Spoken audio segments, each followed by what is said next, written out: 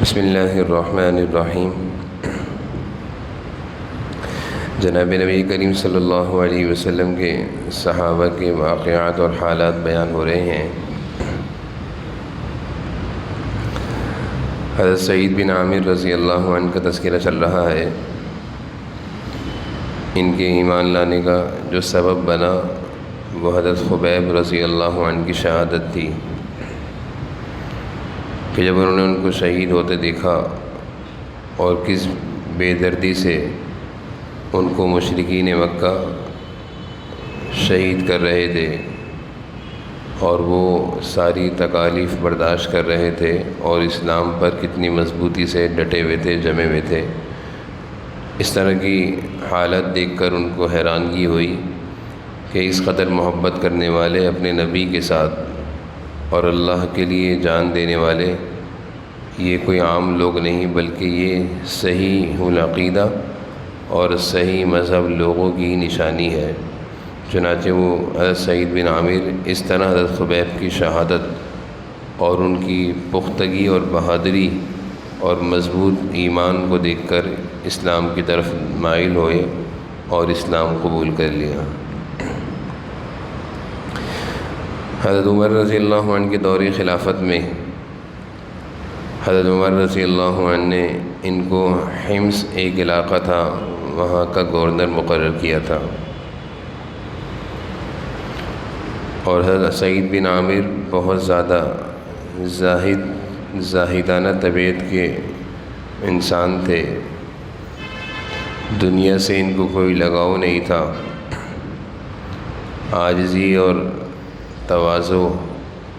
اور تھوڑے سے کھانے پینے پر گزر بسر کر لیا کرتے تھے۔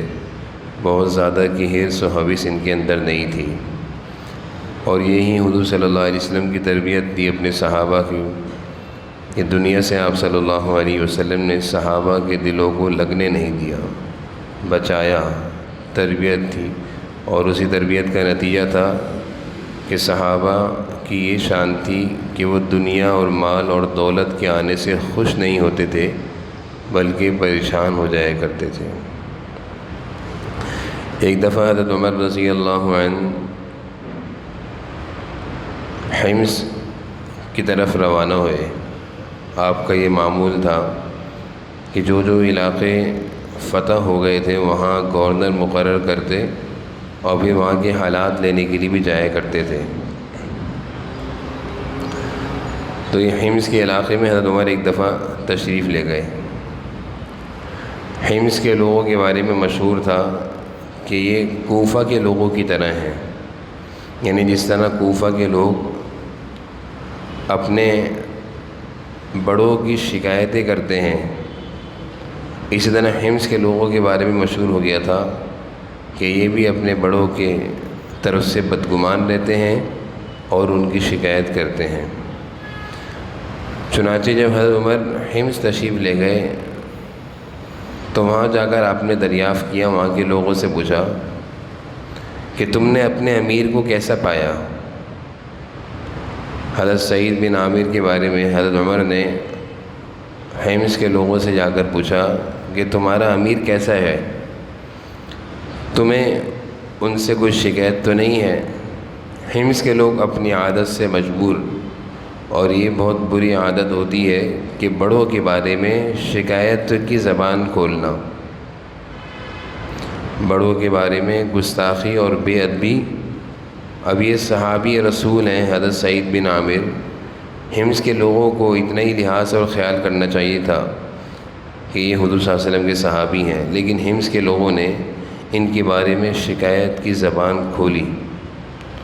اور حضرت عمر کے سامنے اپنے گورنر سعید بن عامر کی شکایتوں کے انبار لگا دیے، اور 4 شکایتیں بڑی زور سے کہیں کہ یہ 4 باتیں تو ان کے اندر بہت زیادہ ہیں، اس کی اصلاح کر دیں۔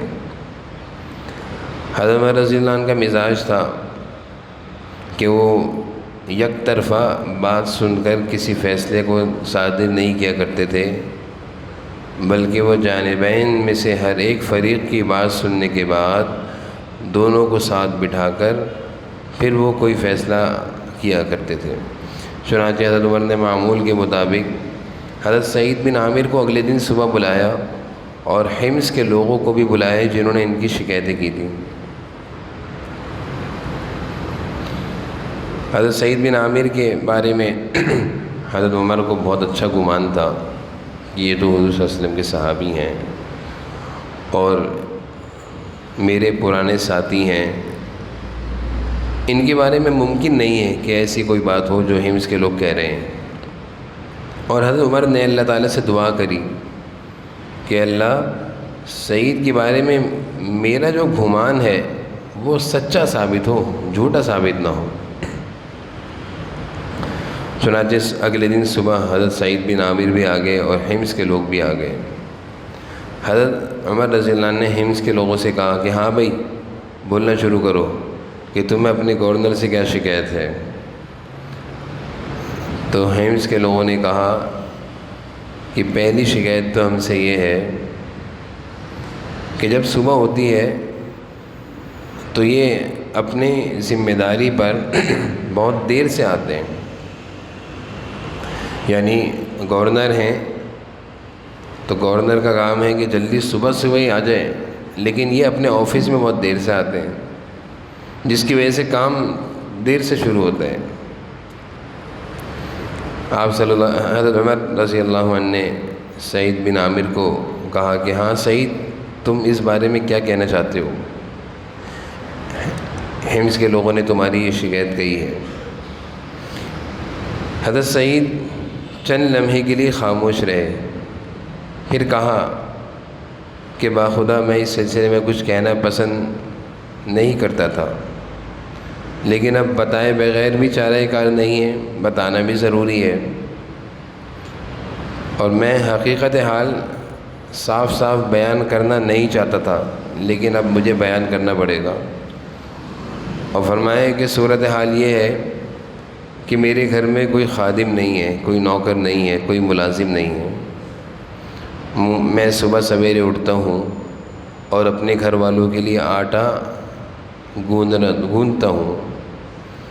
پھر تھوڑی دیر تک انتظار کرتا ہوں تاکہ آٹا خمیر ہو جائے،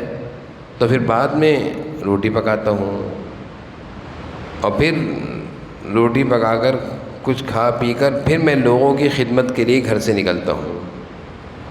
گورنر ہیں سعید بن عامر، حمص کے علاقے کے گورنر ہیں۔ گورنر کے لیے تو اجازت ہوتی ہے کہ اپنے خادمین مقرر کرے، نوکر چاکر ہوں، لیکن میں نے جیسے عرض کیا کہ صحابہ حضور صلی اللہ علیہ وسلم کی صحبت ان کو ایسا چاند ستارہ بنا دیا تھا صحابہ کو حضور صلی اللہ علیہ وسلم کی صحبت نے کہ ان کو دنیا سے کوئی لگاؤ نہیں تھا، ان کو ہرگز پسند نہیں تھا کہ ہمارے آگے پیچھے لوگ چلنے والے ہوں، نوکر چاکر ہو، غلام ہو، خادم ہو، ملازم ہو، جبکہ گورنر ہیں سب کچھ ساری سہولیات اختیار کر سکتے تھے۔ تو جب انہوں نے یہ جواب دیا تو حضرت عمر رضی اللہ عنہ نے سکون اور شکر کا اظہار کیا کہ اللہ تیرا شکر ہے کہ سعید کے بارے میں میرا گمان صحیح نکلا کہ ان کو جو صبح آنے میں تاخیر ہوتی ہے اس کی وجہ ایک معقول عذر ہے کہ اپنے ہاتھوں سے اپنے گھر کا کام کر کے پھر نکلتے ہیں۔ اتنے بڑے صحابی ہیں، حضور صلی اللہ علیہ وسلم کی صحبت یافتہ ہیں، لیکن عادتیں دیکھیں کتنی پیاری ہیں کہ اپنے ہاتھوں سے اپنا کام کاج کر کے پھر صبح اپنے کام پر آ رہے ہیں۔ حضرت عمر نے پھر حمص کے لوگوں سے کہا اور کیا شکایت ہے تمہیں؟ حمص کے لوگوں نے کہا کہ جب رات ہوتی ہے تو یہ کسی کی بات نہیں سنتے، دن بھر تو یہ ہمارے کاموں میں لگے رہتے ہیں، ہمارے کام وغیرہ کرتے ہیں، لیکن جب رات ہوتی ہے تو یہ ہمیں پہچانتے بھی نہیں ہیں، سنتے بھی نہیں ہیں ہمارے۔ حضرت عمر فرماتے ہیں کہ میں نے سعید سے کہا کہ بھائی اس اعتراض کا تمہارے پاس کیا جواب ہے، اس اعتراض کا تمہارے پاس کیا جواب ہے؟ حضرت سعید نے کہا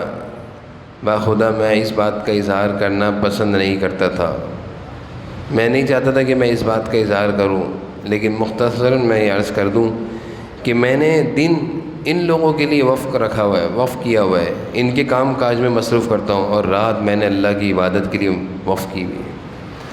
مجھے اچھا نہیں لگتا کہ میں دن بھی دنیا کے کاموں میں لگاؤں، ان لوگوں کے کاموں میں لگوں، اور رات کو بھی میں ان کے کاموں میں لگوں، تو مجھے یہ چیز ہرگز پسند نہیں ہے۔ اس لیے میں رات کو اللہ کی عبادت کرتا ہوں اور ان میں سے کسی کی میں بات نہیں سنتا۔ خوبیاں دیکھیں صحابہ کی، کتنی پیاری زندگی ہے۔ دن مخلوق خدا کی خدمت میں، دن مخلوق خدا کی خدمت میں، اور رات اللہ رب العالمین کے سامنے۔ حضرت عمر نے پھر شکر کا اظہار کیا، سکون اور اطمینان کا اظہار کیا۔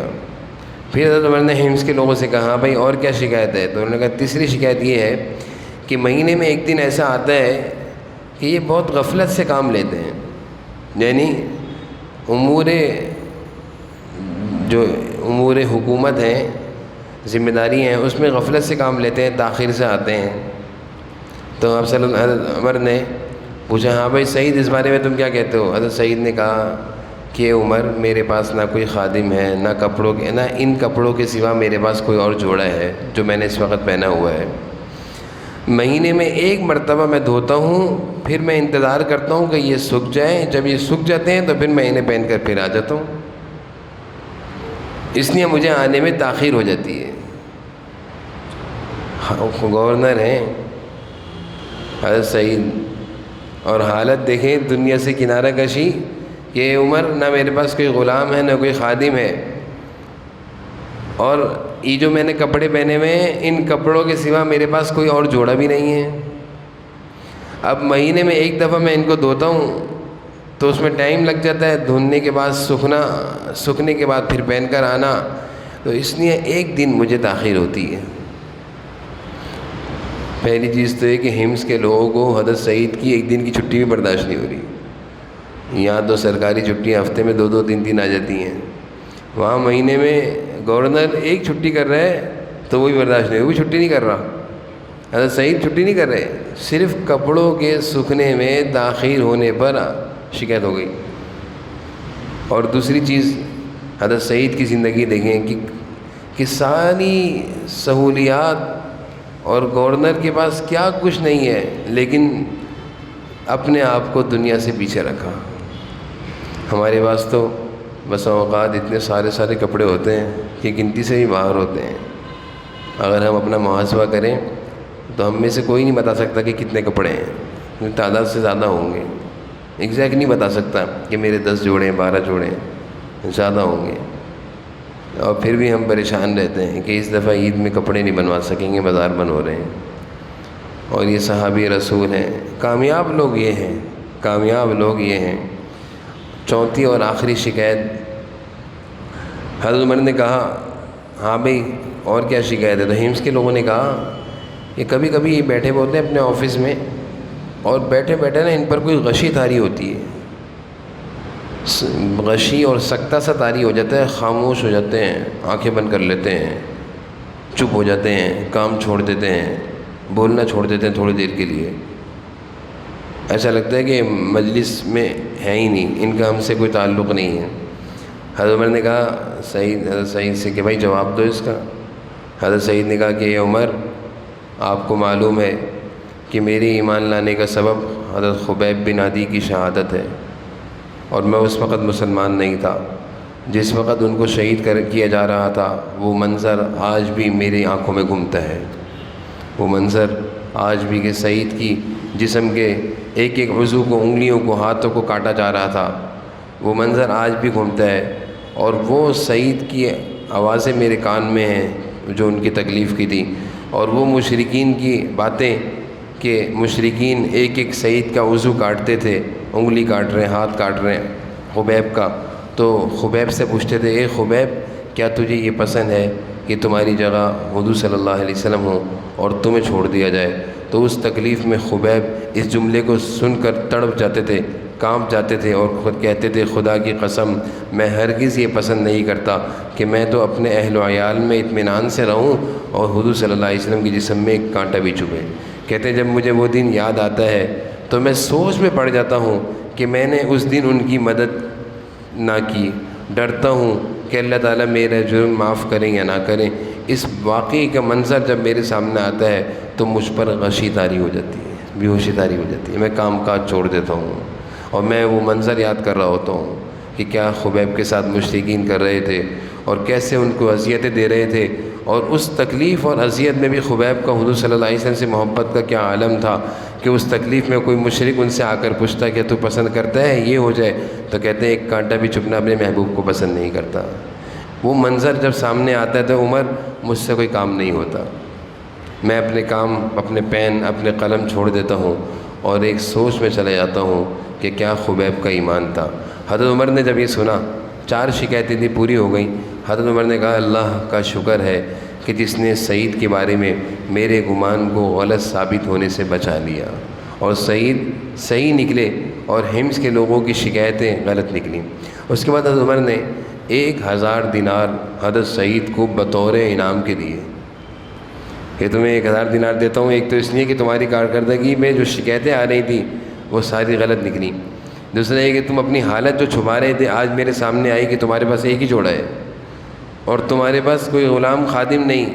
یہ 1000 دینار لو، اپنی ضروریات کو پوری کرو۔ حضرت سعید یہ 1000 دینار لے کر اپنے گھر گئے، اپنی گھر والی کو بتایا، گھر والی نے کہا چلو اچھا ہے، خلیفہ اپنے ہاتھ سے دے کر گئے، رکھ لیں۔ حضرت سعید نے کہا نہیں، میں چاہتا ہوں کہ یہ 1000 دینار میں ابھی اللہ کے راستے میں خرچ کر دوں اور کل قیامت کے دن جب ضرورت ہوگی اس وقت اللہ سے لے لوں گا۔ میں 1000 دینار ابھی خرچ کر دوں اور صدقہ کر دوں،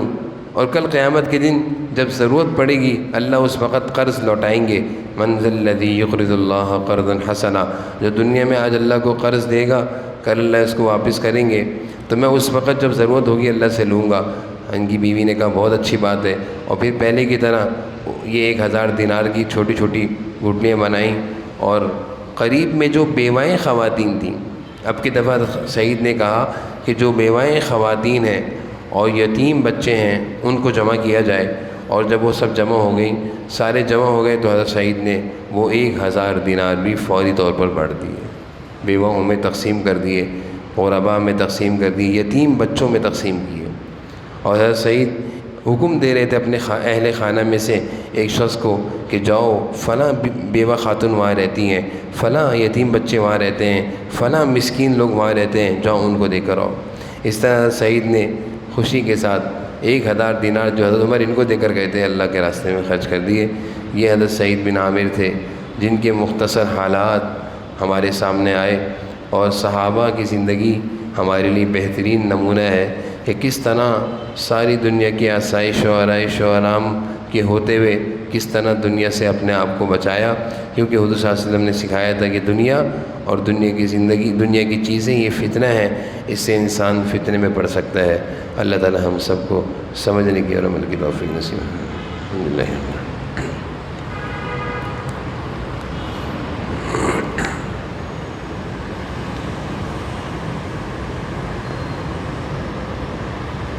صلی اللہ تعالیٰ علیہ وسلم۔